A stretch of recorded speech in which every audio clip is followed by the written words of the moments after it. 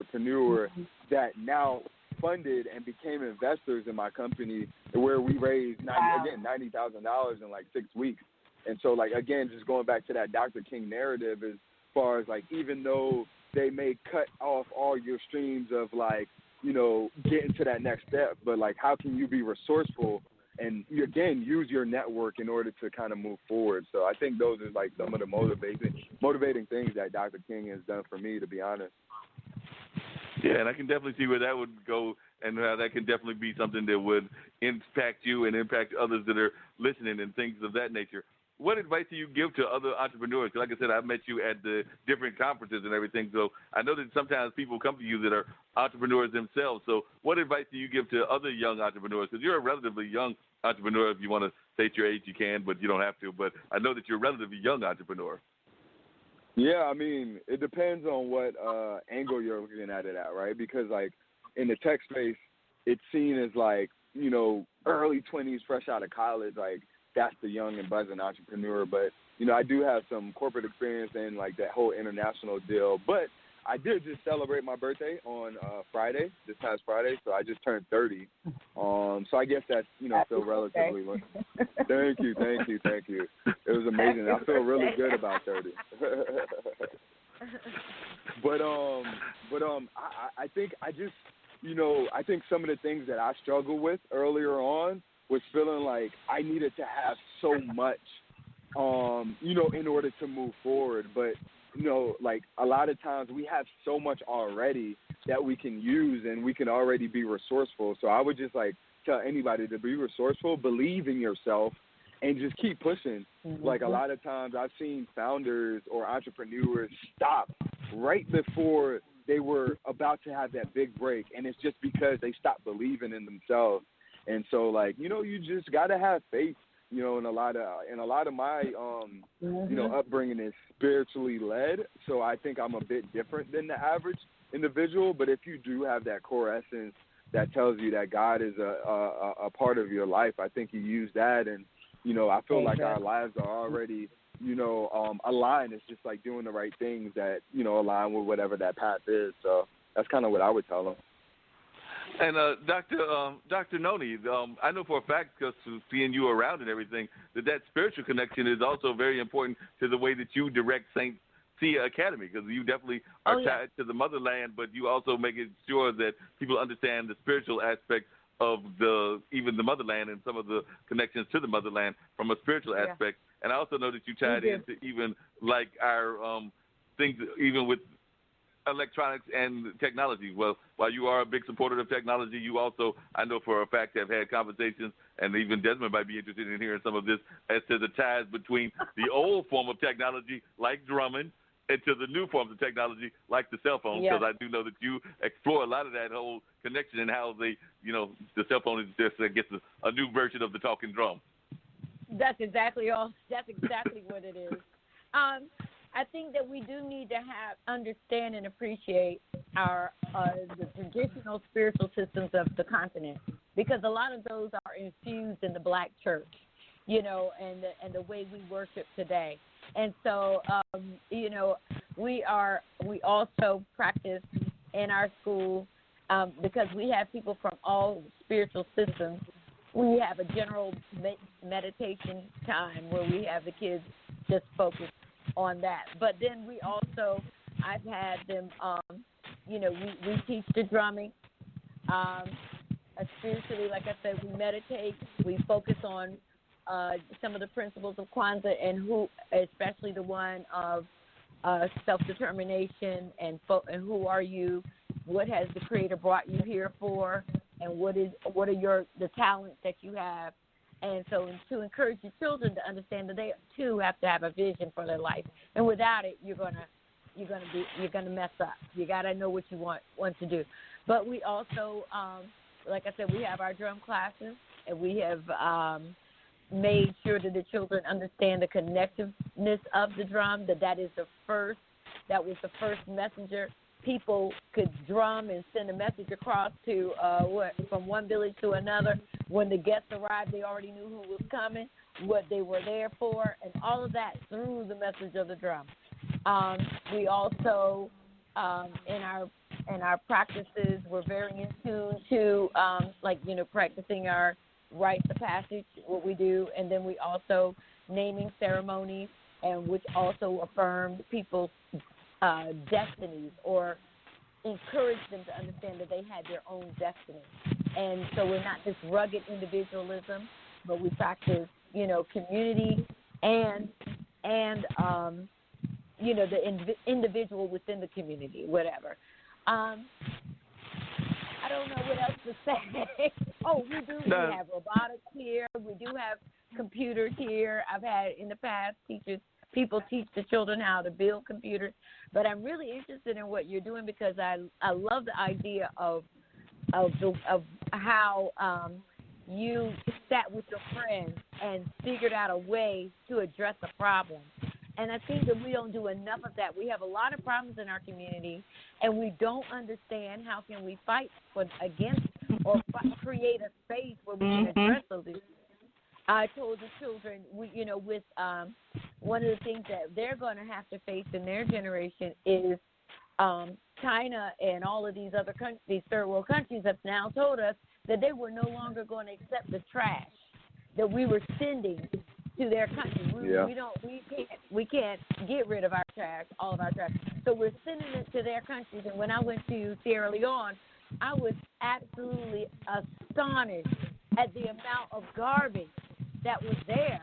And they were like, well, they're shipping it in.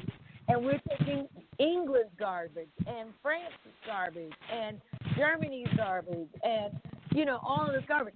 And so now countries are saying, no, you can't destroy our country anymore with this mess. So I challenge my students. I said, so now your generation is to invent ways to use this garbage and turn it into another kind of product that we can, a recycling product. Because right now we know we can't burn it. We know that it creates all kind of disease, release of gases into the air. It releases poisons into the soil. So what is a creative way to deal with this trash? And that was part of my question as the science teacher. And then also I introduced them to environmental justice so that they would be aware of the impact of this lack of recycling on or this introduction of chemicals and factory waste into black communities or communities of color, and how we have our own organizations that black led organizations that are fighting for environmental justice. But if we could also add the science of how can we address and modify. So I think it's the coolest thing in the world that you all sat down and strategized on how to, deal with this stuff. I'm 58, but I appreciate both Nadia and I forgot your name, Sir Desmond. I appreciate your energy and youth that you have, Desmond, and dealing with the problems that you're seeing in your community right now. And I hope you continue to, expand your platform and move to other areas, because there are so many things that this community needs, the world community needs, that we can fix. We're a creative people. We can fix these problems, but we've got to get our children to understand that that's their natural gift as African people. We can do that. We can resolve these issues. Yeah, because I imagine that even like issues like climate change, Desmond, and some other issues like that are probably some things that you're even thinking about now in terms of other problems that you might be trying to find solutions to. Like I said, you found the solution of the whole portable charger and things of that nature, but I'm sure you and your business partner are even thinking about other things on a regular basis, because I'm thinking that the entrepreneurial mind is always creating new entrepreneurial ideas and new thoughts on a regular basis. Yeah, totally. And so I think a part of that was honestly the reason and like things that we actually wanted to do.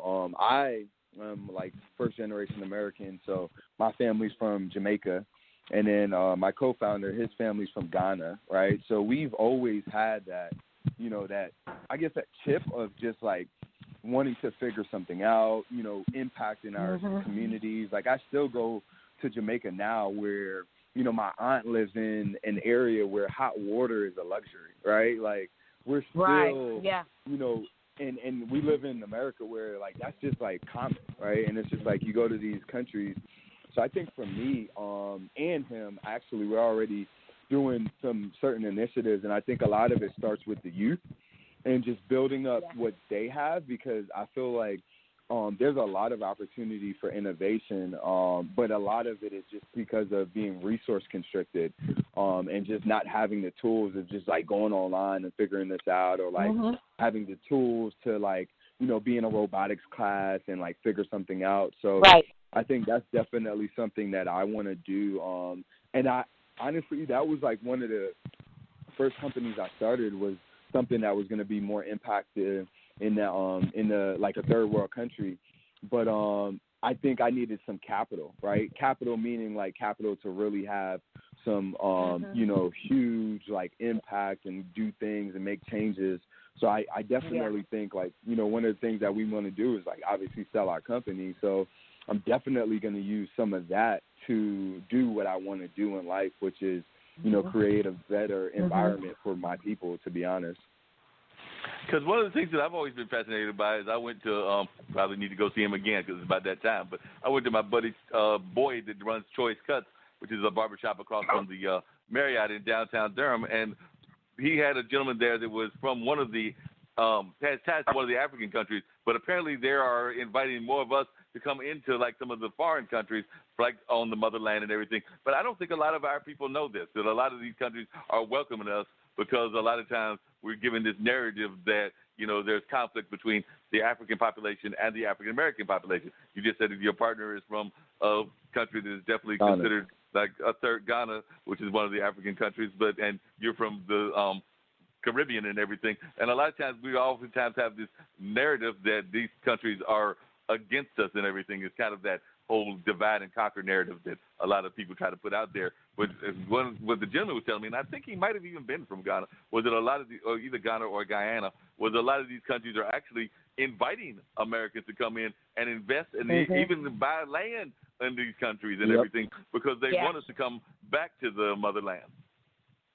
Yeah. And I mean, a part of that is, like, it's kind of not even good and, like, not as comfortable to be in America anyways, right? So they're seeing that opportunity.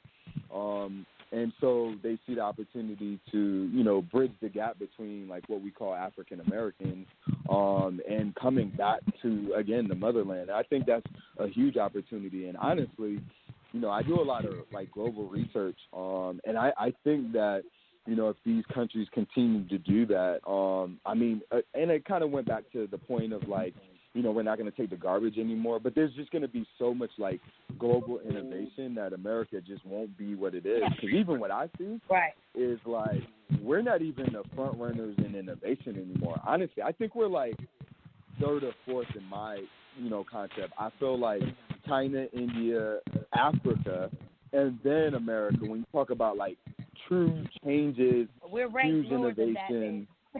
Yeah, and I'm just saying, like, I'm pretty sure. 25th, 26th. Crazy. We're like 26 or 26 in academics now. So we're very low. For the amount of money we have. Right. Yeah.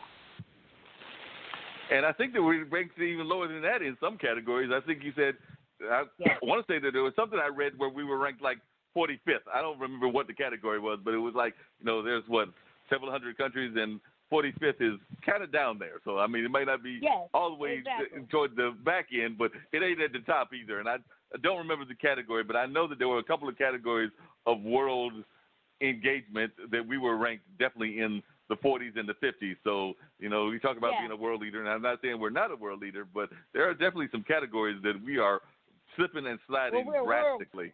America's a world bully. America is a world bully. So, and that's really what it is.